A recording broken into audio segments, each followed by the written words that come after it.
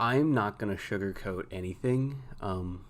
The end of that season sucked. Besides missing the playoffs, this is probably the worst way that this season could have ended. When the first game ended, I was angry, but I was more in shock than anything else. The Cardinals have not been known to blow leads like this. That's just not the team that they are. It's part of the team's identity that they've played sound, solid, professional baseball, meaning solid pitching, good defense, and good managerial decisions. And yes, the Cardinals have blown a lead here and there, but no team is immune to that.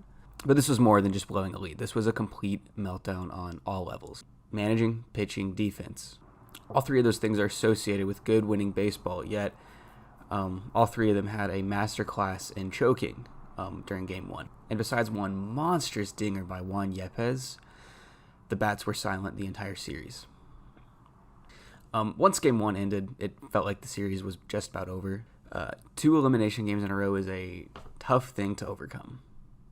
And the Phillies pitching had dominated the Cardinals all season. I think I knew that our season was done after Game 1. Not because I didn't have faith in what our team could do.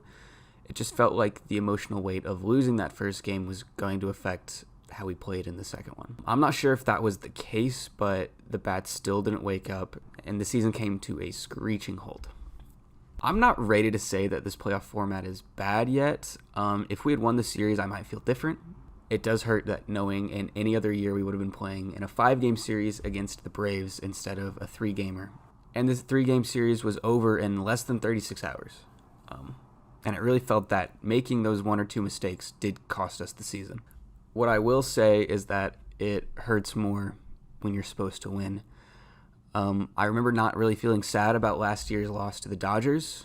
They were 16 games better than us. We were the last team in the playoffs, so winning would have felt like, I don't know, playing with house money. And it took a 17-game win streak to get in the playoffs in the first place. So I can totally see that Dodgers fans would have felt like how Cardinals fans feel right now if they had lost that game.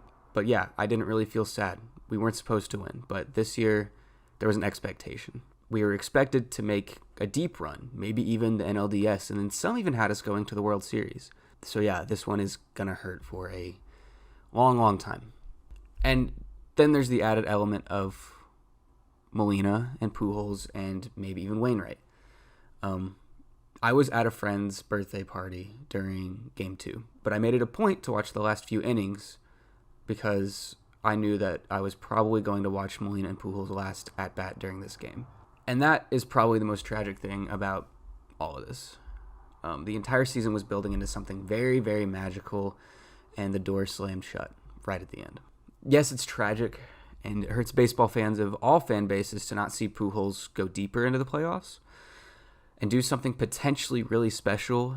And I'm sad it's over, but I think that's wrong and depressing to only think about baseball in terms of winning and losing. There are 2 pieces of baseball media that I think are very special and I love. And the first one is the 2011 movie Moneyball, and the second one is the 2020 documentary by John Boyce and Alex Rubinstein, The History of the Seattle Mariners. Now, what I love about both of these films is that they show baseball more than any other sport is about the journey more so than the destination. When you let go of that need to win, to validate your happiness or your love for the sport, it allows you to watch baseball in a more freeing way. So I'm going to choose to remember this season for everything it has given us instead of how it ended, because it gave us so much and the ending shouldn't spoil any of that. I want to talk about the MVP race. Paul Goldschmidt seemed like the runaway favorite until about mid-August. He started to slump, and then both Nolan Arenado and Manny Machado had great ends to the season. It's been a long time since the Cardinals had an MVP not named Albert Pujols, and to have 2 players potentially finish 1 and 2 at the end of the season is something that shouldn't be forgotten.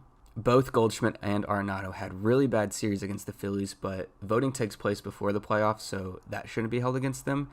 And I don't think the fans should be angry at them. They both had incredible seasons, and the fans are out there calling them frauds. First, if you really think they're frauds, watch more regular season baseball. They were our 2 best players all year. And second, get a life. That's all I'm going to say on that. But we should just remember this season for how special Paul Goldschmidt and Nolan Arenado were. They were incredible to watch and fun all season. offensively and defensively. Another bright spot about the season is the amount of rookies we had debut, and usually that's associated with the team being very bad if you're debuting a lot of new players, but the Cardinals broke that trend. First, I'm going to talk about Lars Nootbaar. He was fighting for a spot and even got sent down at the beginning of the year, and he became an everyday player. He became the starting right fielder and even center fielder when Dylan Carlson was hurt. He showed that he deserved to be in this lineup.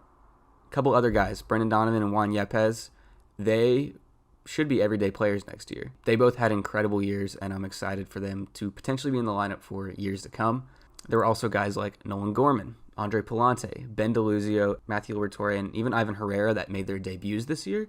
And these are all guys that could get significant playing time in the next few years and even become potential starters. But this season will not be remembered at all for the young guys, and it was never going to be. Once the Pujols signing was announced, that's what this season was about, was his last dance with Molina and Wainwright. Molina announced that this season would be his last one as well, but Wainwright is still on the fence. Even as I record this, he has not made his decision yet. His comments that he has made after the wild card loss, though, have made it sound like he wants to come back. It sounds like he still has something to prove, to himself at least. But you never know. I would not blame him at all if he retired right now. But of course, I would welcome him coming back. So right now, I'm going to treat this as the last dance between those three players because they all had quite magical seasons together. What they were able to accomplish will probably never be seen again. Not even probably. This will never be seen again. First, Molina and Wainwright. Their starts together as a battery now sits at 328. I don't think it's a surprise that they got there. They just both needed to stay healthy for most of the season. And even though Molina was basically splitting time this season with Kisner, he started pretty much every Wainwright game he could. I don't know what Wainwright's going to do next.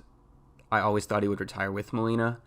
And his new dead arm injury could definitely play a factor in his decision as well. But I don't know. He just seems so, empty at the end of that Philly series. And he didn't even get to play. He's a dad, but he's also a competitor. So I would love for him to come back, but I won't blame him if he does retire. Molina, though, is done.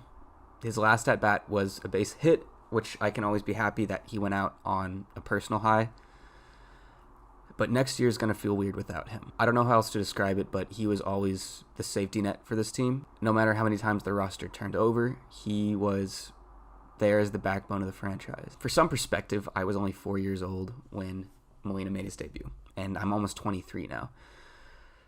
He's all I've ever known with this team, and in a lot of ways, a roster without Molina feels like a Cardinals jersey without the birds on it. It just kind of feels wrong, and I'm not done grieving his absence on this team. And I know Molina knows how much the city loves him. I can always appreciate how much Cardinal fans appreciated him. They cherished him until his very last at-bat, even gave him the standing ovation once he walked off the field for the last time. So, Yadi, we all love you, and we're going to miss you. The last guy worth mentioning, the big guy, he had his best year since 2011. Albert did something that none of us thought he would do at the beginning of the season. And when he signed back with the Cardinals, I'm not sure if any Cardinals fan saw it as more than an emotional move. A move to sell tickets, a move to sell jerseys, and a move to make the fans happy. It was seen as a win for the fans, but ultimately just an act of kindness for a guy whose career was basically done. I don't think anyone expected Albert to have the season that he had. Even at the All-Star break, it seemed very unlikely that he would pass A-Rod or even get to 700. And it was kind of a mercy that he was in any games at all. He wasn't really producing, and he just seemed old and tired and done.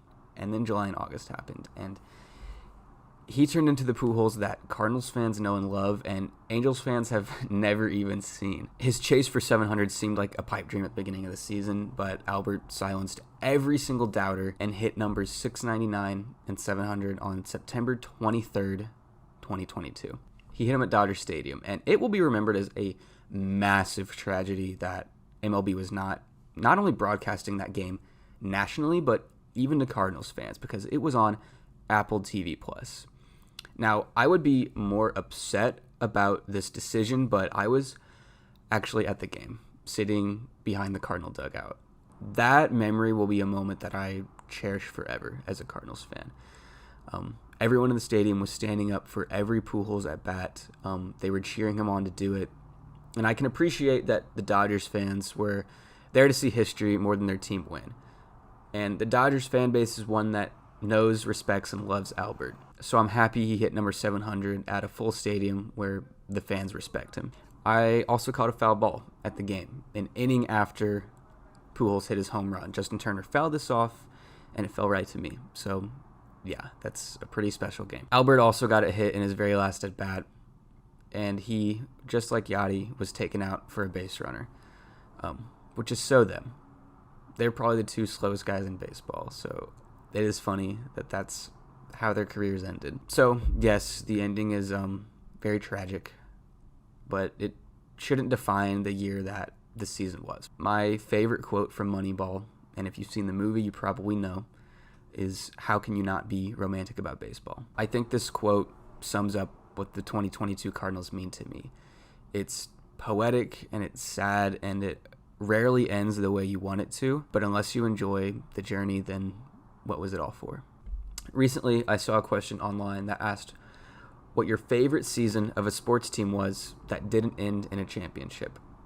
At the time, I didn't have an answer, but now it's so obviously this past season for the Cardinals. So I'm going to end by saying one last thank you to Albert, Yachty, and Wainwright if you do decide to retire. Thank you for all of the memories.